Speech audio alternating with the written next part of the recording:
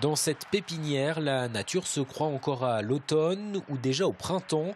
Les camélias sont en fleurs, tout comme le mimosa, il a 2 mois d'avance. Rien de préoccupant selon Florent Blanchard pour l'instant. La plante va s'adapter à ça et voilà, c'est le seul risque qu'il peut y avoir, c'est par contre les grosses chutes de température d'un seul coup.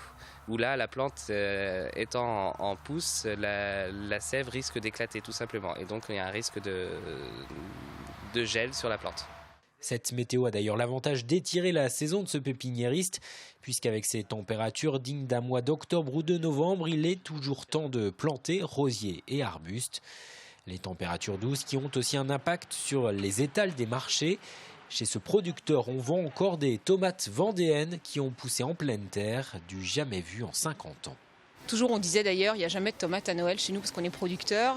Et finalement, cette année, on va démentir le dicton. Alors après, c'est vrai qu'on vend encore de la tomate à Noël, mais en parallèle, tout ce qui est produit d'hiver, tels les choux, même la mâche par exemple, se vend beaucoup moins. Car ces températures douces modifient aussi les envies des consommateurs, moins tentés par les légumes d'hiver. On vend moins les produits qu'on devrait vendre, comme les endives, les légumes du pot-au-feu, donc les carottes, les poireaux, les choux, les pommes de terre.